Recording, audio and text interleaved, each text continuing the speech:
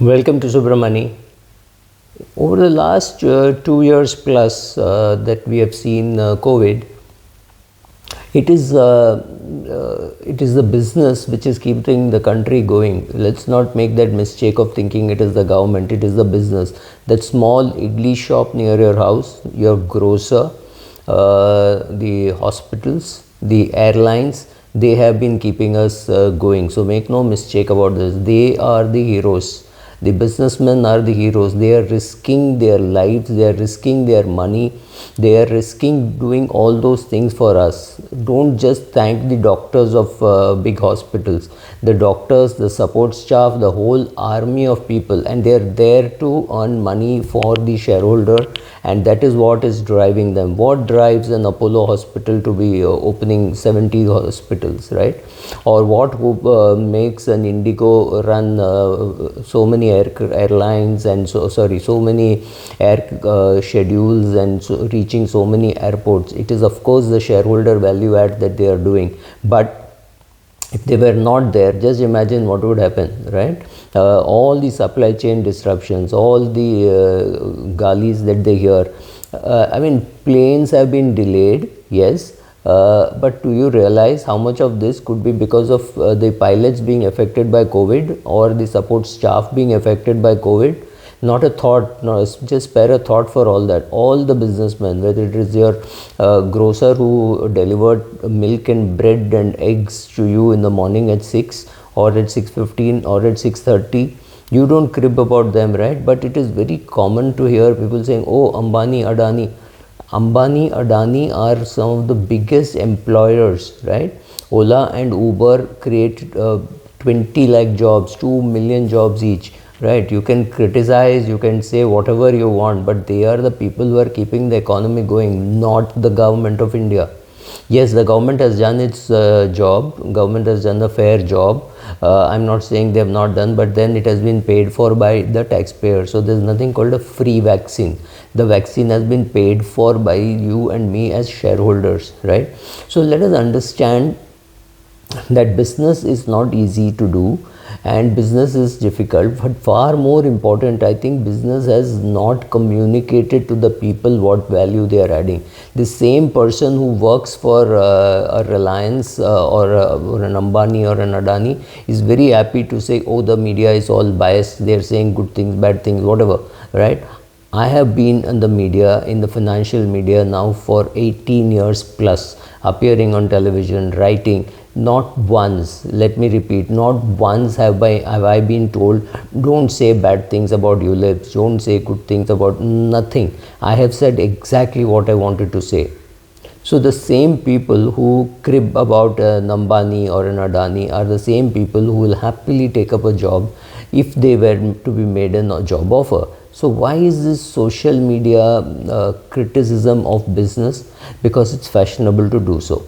It's very easy to criticize and say, oh, Ambani did this, Adani did this. We have no clue the kind of things. I mean, when the Tata Group, I wouldn't go to blame any individual person, converted a Tata Sons Public Limited to a Tata Sons Private Limited, that went unnoticed because the media has decided what to write about, what to talk about, right?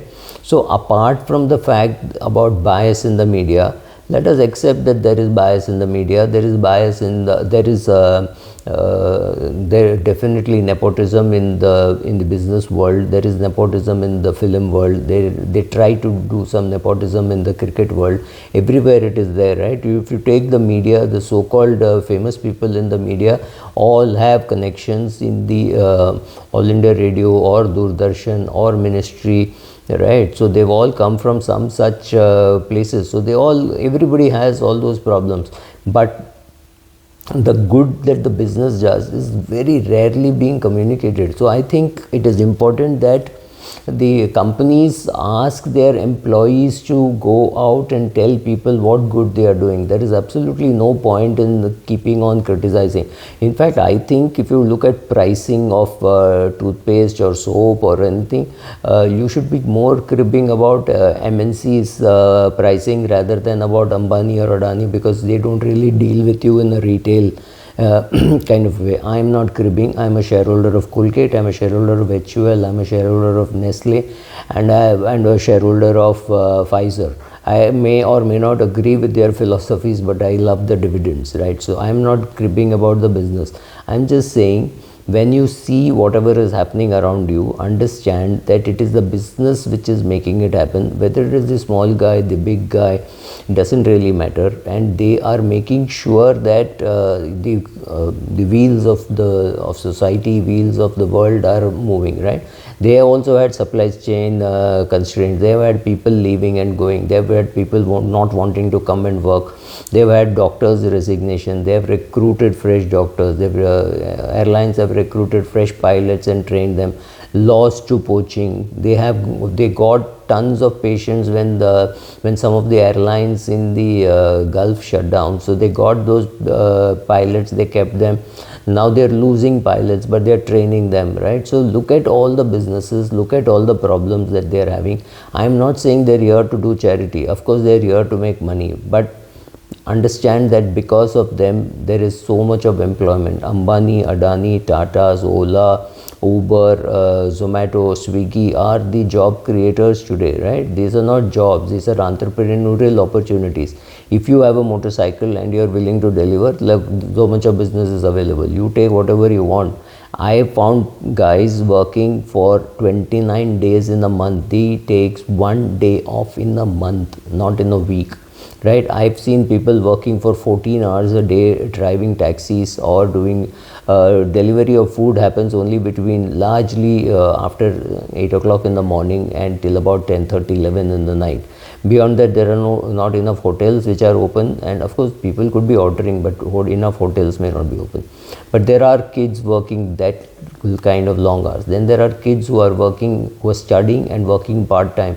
All kinds of business opportunities arise because of that. So I think employers should insist that their employees go out and talk about the good things that the company is doing. Whether it is Ambani or Adani, it doesn't really matter.